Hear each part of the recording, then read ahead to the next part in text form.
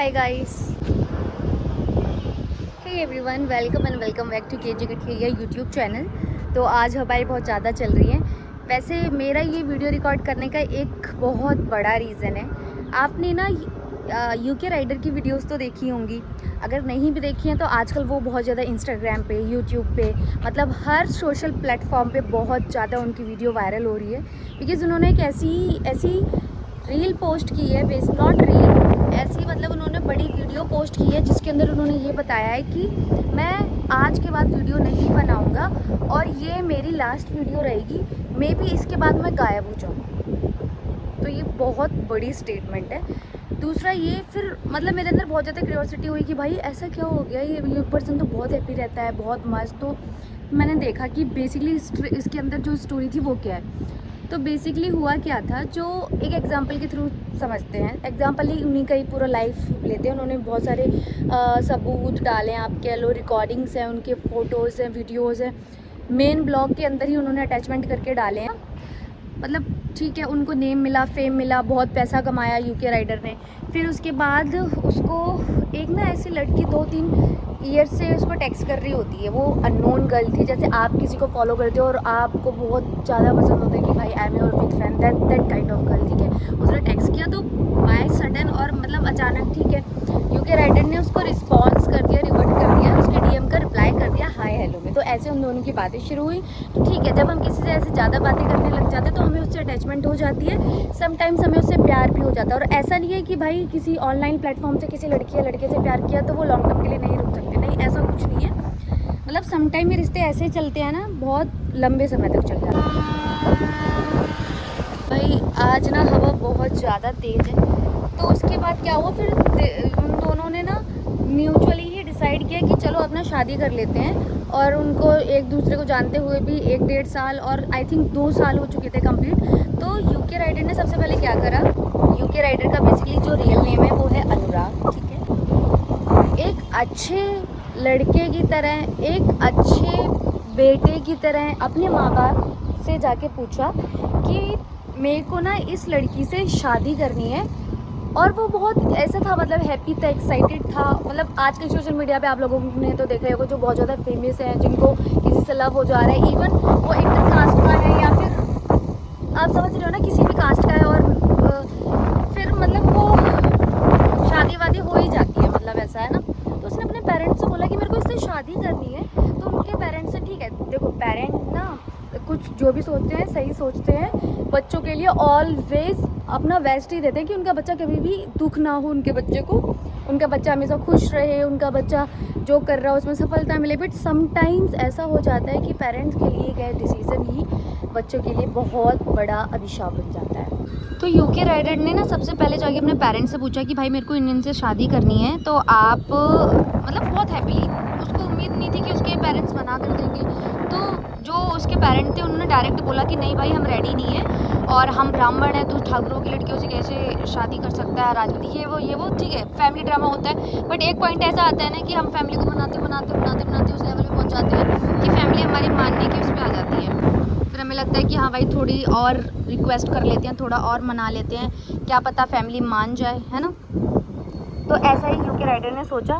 फिर उसके बाद होता क्या है कि ना उसके फैमिली मेम्बर नहीं मानते हैं। वो उसने 2-3 महीने बहुत बनाया, ठीक है, नहीं मान रहे। उसके बाद क्या हुआ कि जो लड़का था और मतलब यूके राइडर था, उसके पेरेंट्स ने बोला जा, तेरे को इतनी ही शादी की लग रही है ना तो तू जाके शादी कर ले, बट हम तेरी शादी की खुशियों में शरीक नहीं होंगे, हैप्पी नहीं रहेगा तू ये हो जाएगा, तू वो हो जाएगा, कभी तेरे ब्लॉग में नहीं आएंगे, इवन तू हमें माता पिता नहीं कहेगा, हम तेरे माता पिता नहीं, ये वो ऐसे करके ऐसे बोल दिया। तो उसने सोचा यूके राइडर ने ठीक है। और आप लोगों को भी पता है कि आजकल के पेरेंट्स आप लोगों को भी पता है कि आजकल की जेन जी जनरेशन कैसी है कि अब मतलब अपने मूड को जो आ गया मूड में वो कर लेती है। बट स्टिल इतनी ख़राब जनरेशन होने के बाद यूके राइडर अपने पेरेंट्स के पास जाके परमिशन मांग रहे हैं कि मैं आपकी रजामंदी से मैं शादी करूँगा, तो प्लीज़ अलाउ करो ये वो। बट उनके पेरेंट्स नहीं मानते हैं। बट ठीक है, पेरेंट्स का होता है ये, अगर नहीं मान रहे हैं। फिर उसके बाद क्या होता है कि यूके राइडर ना उस लड़की से शादी कर लेता है। जब उस लड़की से शादी हो जाती है तो वो लड़की को लेकर जाता है गृह प्रवेश के लिए 9 अप्रैल को, आई थिंक 9 अप्रैल को। फिर उसके बाद जब जो वो गर्ल होती है वो किचन में जाके कुछ मीठा बनाने के लिए जैसे ही घुसती है तो उसकी मदर बोलती हैं यूके राइटर की कि ये कोई धर्मशाला नहीं है, ये कोई आपका होटल नहीं है जो कहीं भी चले आ रहे हो कुछ भी बनाने के लिए, ठीक है। तो ठीक है, उनका गुस्सा था, जाहिज़ था। फिर उसके बाद क्या हुआ, जो वो लड़का था ना यूके राइडर, जो मेन चीज़ है वो ये है कि एक तो उसको इतना ज़्यादा स्ट्रेस, मतलब कि भाई जो बंदा इतना हैप्पी रहता है, इतना खुश रहता था, उसकी मेंटल हेल्थ मतलब बहुत फ़र्क पड़ने लग गया। अगर आपको ये लगता है ना कि मैं तो ज़िंदगी भर खुश रह सकता हूँ, मेरे से तो कोई कुछ करवा नहीं सकता, मैं कभी डिप्रेशन में नहीं जा सकता, तो आप रॉन्ग हो। क्योंकि जब आप दुख में होते हो, जब आपकी मेंटल हेल्थ ठीक नहीं होती है, तो आपको समझ नहीं आता है कि आप क्या कर रहे हो। ये मेरे साथ भी हुआ है, मतलब हमें पता नहीं चलता है कि हम डिप्रेशन में जा रहे हैं, हमें ये नहीं पता चल रहा हम गलत कर रहे हैं, हमें समझ नहीं रहती कि सही क्या है गलत क्या है, बिल्कुल ऐसे हो जाते हैं, ठीक है। तो उसके बाद ऐसे लड़के के साथ हुआ, लड़का इतना पागल हो गया यूके राइडर की, भाई मेरे फैमिली मेम्बर नहीं मान रहे, मेरा जो खुद का अनुराग ना कोई था, उसका ब्रदर भी, अब मेरा जो खुद का भाई था जो मेरे हमेशा साथ रहता था वो नहीं रेडी हो रहा, वो मेरा साथ नहीं दे रहा। उसको देखो, लड़की जो थी उसके घर वाले उसके साथ थे, बट जो लड़का था उसके पास कोई नहीं था उस लड़की के अलावा। अब एक टाइम ऐसा आता है कि जिस लड़की से, मतलब जिस लड़की से उसने शादी की थी, वो लड़की उसे छोड़ के चली जाती है, कि जिस लड़की से उसने शादी की थी वो लड़की उसे छोड़कर चली जाती है बिकॉज ऑफ उसकी फैमिली उस लड़के के साथ नहीं है। लोग उसे बहुत उल्टा नीचा जैसा बोल रहे हैं वैसा बोल रहे हैं, और उसको ये बोला गया है कि तेरी वजह से मेरी बहुत बेइज्जती होगी। तो लड़का इतना डिप्रेशन आता है कि भाई मैंने जिस लड़की के लिए अपने घर वाले छोड़ दिए, जिनके बिना, मम्मी के बिना वो कभी दूर नहीं रह सकता, उस लड़की ने मुझे छोड़ दिया, तो अब ना उस पर्सन के मन में ये हो गया कि भाई अब मैं कुछ नहीं करूँगा, मैं सुसाइड करूँगा, मैं जीना नहीं चाहता। मतलब वो ये बोल रहा है कि मेरे पास कोई ऑप्शन नहीं है जीने के लिए, अगर मैं जीना चाहूँ भी ना तो मैं नहीं जी सकता। बस मतलब एक फ़ैसले ने उसकी, यूके राइडर की इतनी, मतलब पूरी लाइफ की खुशियाँ, पूरी लाइफ तक का पैसा कमाया गया, जो उसने बनाया वो सब मतलब ऐसे बर्बाद कर दिया कि जैसे कभी था ही नहीं। ये फूल देखोगे तो बहुत गाड़ियाँ निकल रही हैं यार। तो बस मेरा यही कहना है लड़कों से भी, और अगर किसी के पेरेंट्स देख रहे हो मेरे वीडियो, हमेशा ना, चाहे बच्चे हों चाहे पेरेंट्स हों, एक बार ना आपस में बात करके एक दूसरे की बातें ज़रूर सुने। अगर आपका बच्चा कह रहा है कि मेरे को उससे शादी करनी है, तो ऐसा नहीं है कि आप एकदम जाके उसे हाँ कर दो कि हाँ हाँ हम रेडी हैं, तू कर ले। आप उसकी, जिससे वो शादी करना चाहता है, आपको जो जो चाहिए लड़की हो वो देखो कि हाँ उनका घर कैसा है, वो लोग कैसे हैं, क्या मेरा बेटा ऐसा तो नहीं हो जाएगा शादी करने के बाद अलग करवा देगी लड़की। और अगर लड़की की साइड का कुछ मामला है तो लड़की वालों को भी देखना है कि लड़का कैसा कमाता है, नहीं कमाता है, क्या खुश रहेगी मेरी लड़की, क्या मेरी लड़की को वो लड़का झेल पाएगा।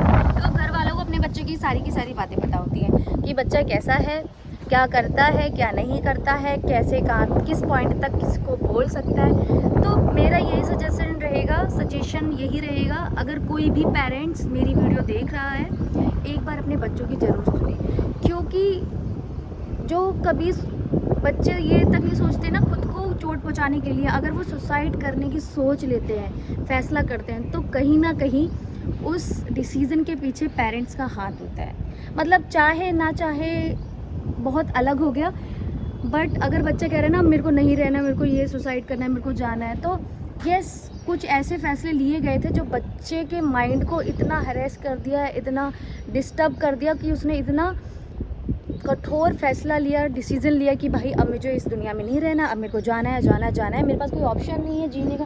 कोई बंदा ये बोल रहा है ना कि right now I do not have any option to live in this world, तो इसका मतलब पता है क्या होता है? इसका मतलब ये होता है कि अगर आप जीना भी चाह रहे हो, अगर आप जैसे खुद सोच ले कि आज मैं मरना चाहता हूँ, लेकिन सपोज़ कैंसिल करके कि मैं कल जी रहा हूँ, तो उसे ये लगेगा कि मेरे जीने से ना उसको दुख पहुँच रहा है, मेरे जीने से ना उसे बहुत दर्द हो रहा है, मेरे जीने से ना उसे गुस्सा आ रहा है, मेरे जीने से उसे अच्छा नहीं लग रहा। ये सारी चीज़ें ना बहुत डिस्टर्ब करती हैं। तो thank you so much for watching this blog. बस मेरा यही था, आप सभी लोग सुरक्षित रहें, सेफ़ रहें, जो भी डिसीज़न लें बहुत सोच समझ के लें, कभी भी जल्दबाजी में फैसले ना उठाएं, चाहे वो शादी का हो, चाहे वो खुद को, इवन कुछ भी अगर खुद के लिए भी हो वो फैसला, तो कभी भी जल्दबाजी में ना लें। Thank you so much for watching this blog. Okay bye, मिलते हैं नेक्स्ट वीडियो में। If you like this video then you can like on comment and share. Okay, thank you so much, bye bye.